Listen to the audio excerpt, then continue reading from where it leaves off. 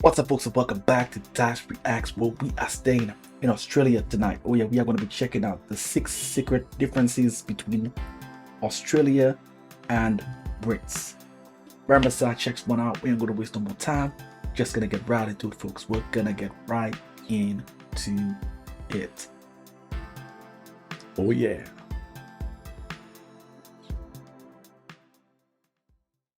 Australians and Brits are secretly very, very different people. I've lived in Australia for over a year and a half now. I've been with an Australian for over 6 years, and I thought I knew a lot about the two cultures.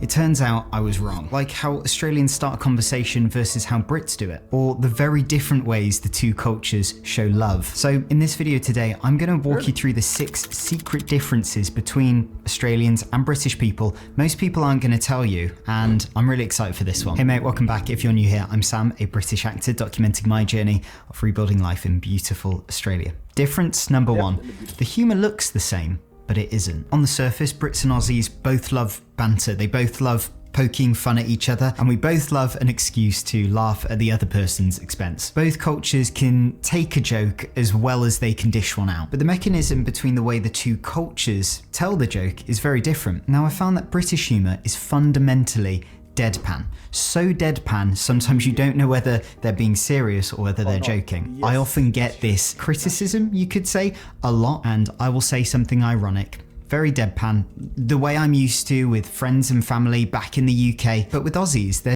And that's the issue I have when I react to British comedy. I would say it's called like it's dry humor. Sometimes you don't know whether to go left or right. Is it okay to laugh or is it okay not to laugh? Like sometimes you don't know how to react to it, especially if you're not accustomed to the culture. And definitely, I'm not really accustomed to those kinds of like that kind of comedy. So sometimes, especially if he's dealing with a topic that's kind of sensitive, it's even worse because I don't know. Yeah. So what he's saying there is spot on. It's this sort of, wait, are you being serious? And that's something I experience quite a lot. And I have to say, oh no, I'm so sorry. I was just joking. Whereas Aussie humour, they are very, very good at deadpan sarcasm, might I say. But there's a warmer tone. When something's a joke, there's usually a little bit more of a signal there. A sort of twinkle in the eyes, or a slight smile, or a slight intonation in the voice. Anyway, that mismatch has caused far too many awkward moments than I'd like to admit, especially when I've said something I thought was quite funny. Around Australians, no one's laughed, and I thought I'm an idiot. Next one, difference number 2, texting and the final goodbye. It's dramatic. Now, it's really important I mention that British people almost always put kisses at the end of a text message. Maybe if you're a guy, you might not do it towards the lads, right?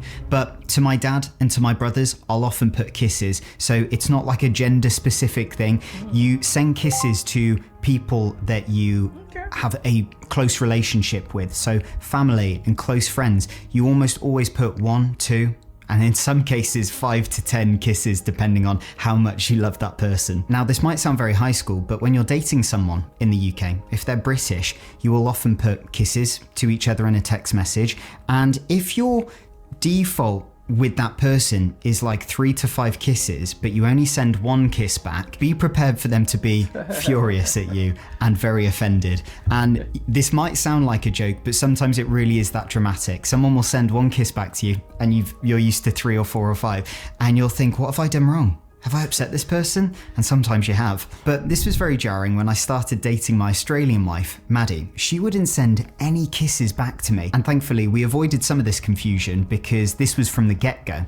So I just assumed, she's not the sort of girl who typically sends kisses back to people she talks to. But then as I, started dating Maddie and we got closer, she told me that generally Aussies don't do this quite often. Now, of course, you might be Australian watching this, you might send kisses to people via text message, but I've found generally in the country, the typical consensus is that it's not really a thing, which I find so interesting. So this has completely rewired how I write text messages. I've got a British brain for when I'm texting British friends and family, and I've got an Australian brain for when I'm texting Aussie friends and family. But you'll be glad to know there is a social... Well, good for him, because surely you're going to be making mistakes every now and then.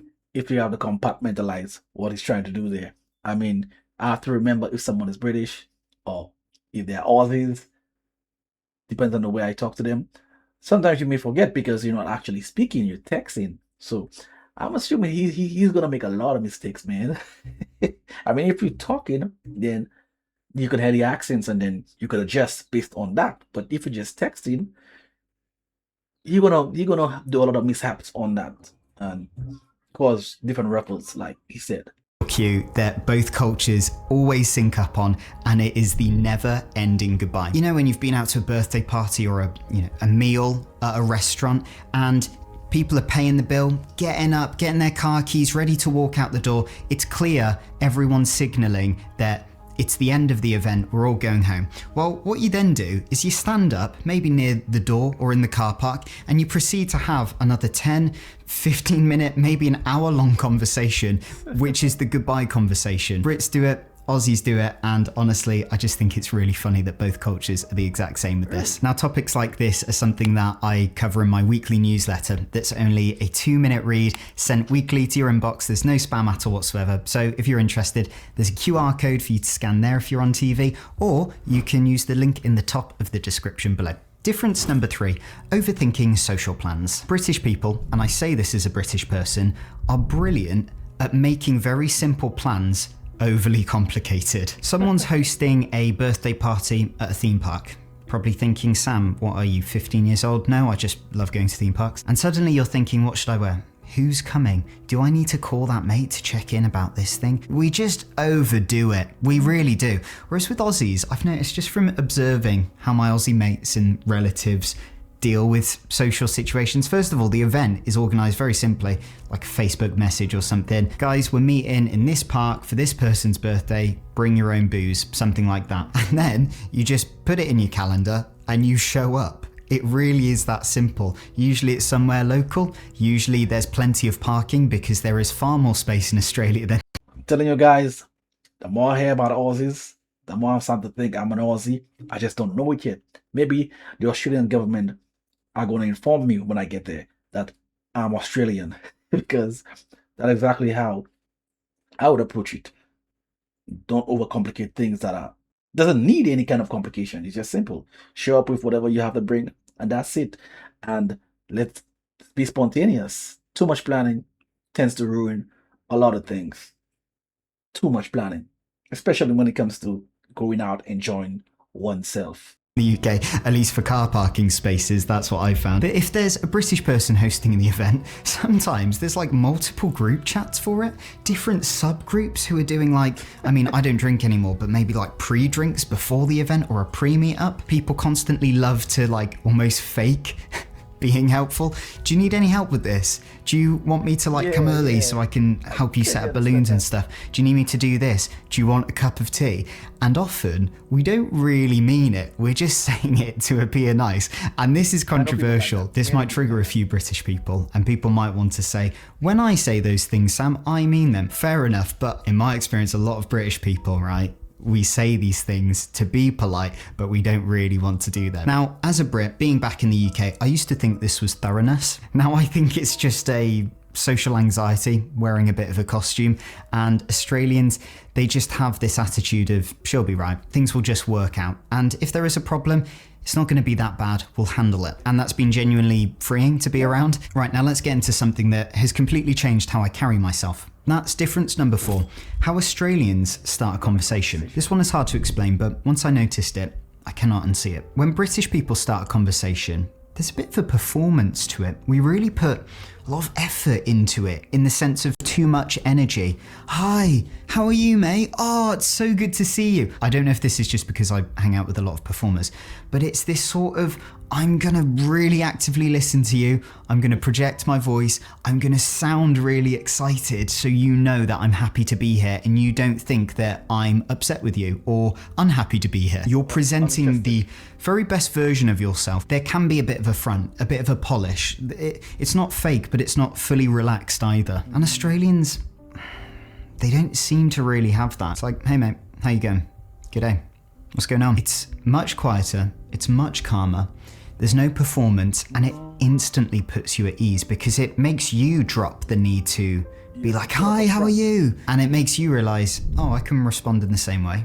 I don't have to engage my vocal folds and my diaphragm like I'm performing Shakespeare on stage, and it's lovely. I think this is one of the things I've genuinely absorbed since living here, and I think my friends and family back in the UK found it a bit jarring when I took it on. I think maybe they thought I was either very tired or unbothered, and I think I just wanted to show them that I didn't want to put on an unnecessary front all the time. Difference number 5, what you do with your free time. Australians seem to spend a lot of their time outdoors, and I don't mean that they're signing up to the Saturday.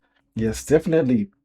Australians, from what I've heard, they are very straightforward. So I'm guessing the conversation have to be the same way in terms of how they feel, or maybe the mood that they're in.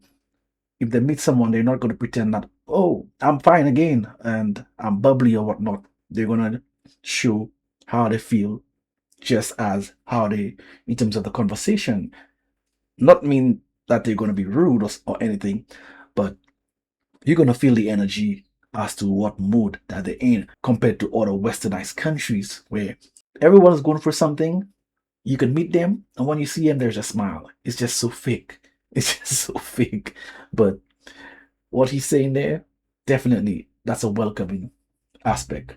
Park run at 7 a.m. or doing triathlons, but you only need to look at the environment in a lot of the major cities in Australia, and a lot of the cafes and pubs and bars, a lot of them have outdoor seating. What I mean by all of this is that Aussies will choose to spend more of their free time outdoors, you know, go into the local pool, having a walk around the park, walk around the block and stop to chat with the neighbours, picking up a coffee and going for a wander down the street instead of just, you know, making one at home and watching TV all day. And there's an impulse here to really carpe diem, seize the day, a lot more than I've seen growing up in the UK, in my personal experience. And of course, the UK typically gets a lot more grey, overcast and drizzly weather. So sometimes it's not the most pleasant to go outside and do things. I totally get that. But I also think, on the other hand, it's no excuse, because we can't just blame the grey sky in the UK. The UK has gorgeous countryside, beautiful architecture, gorgeous coastlines that arguably aren't actually that far from a lot of the towns and cities in the UK, with it being a very small island. There really is no shortage of beautiful and fun things to do out and about in the UK. But I must say, in British people's defence, Australia and its culture seems to nudge you a little bit more toward doing things outdoors in a way that British culture might not. I do think that British work-life balance is not as healthy as Australian. Sometimes it can be a bit harder to make a living in the UK. In the last video I uploaded, which is up there if you want to watch it after this one, we got into how wages and minimum wage in Australia is generally higher than in the UK. Maybe with the stress of, you know, having very high rent and not making as much money as Australians, and the weather not being as good, sometimes you do just want to curl up in a ball in front of the telly, and that's how I spent a lot of my time in the UK. Which, curl up in a ball or go to the pub and drink your sorrows away. I mean, UK style. All those things will definitely add to why the culture is different. Grey skies all the time, high rent, unbalanced work life. So when you get home, you're just tired and you want to sleep. It's either that or you want to do something to take your stress away. So it's either be entertained or you go and get entertained. And you can do that nowadays at home. Just Netflix and chill, like they say, or go to a pub. So I'm seeing how the indoor lifestyle could be very, or is very common in the UK based on some of the things that he mentioned. Yeah. But like you said, it's not an excuse for staying indoors just because of the grey skies. Curl up in a ball in front of the telly, and that's how I spent a lot of my time in the UK, which sadly I do regret. But if you're British or you live in the UK, I'd really encourage you, take a little trip to somewhere like Australia or Spain or, I don't know, Thailand, as long as the place is safe that you're going to experience a different way of seeing life, seeing, you know, interacting with people and how to spend free time. I always explain to people in Australia how some Brits are at their happiest in the year when they take that 2-week abroad summer holiday, because they're finally, it's not just because they're not working, it's also because they're in a sunny environment, getting that vitamin D, going out and doing activities, going swimming in the sea, going for walks and runs, and going for coffee out and about in local towns, and you just experience a lot more of life. Right, last one, and this one's huge. Difference number 6, how we show love. Both cultures, Australia and UK, secretly show love in very different ways. Of course, love languages differ between people regardless of culture. I tend to find in my upbringing in the southwest of England that British people show their love a little bit more in actions, cooking someone a home-cooked dinner, paying for a round at the pub, or just offering to make someone a drink. But what I found with Australians is that love shows a little bit more verbally. They'll give you more compliments and affirmations like, yeah, mate, go for it. You can do that. Like, I believe you can do that, mate. Just give it a go. And I've also found that Aussies are a bit better at showing their love by spending quality time with you. Maybe your Aussie mates don't say much. They don't, offer you a cup of tea or anything like that. But I found that they'll sit with you. If you text them, asking them to go for a walk with you, they will.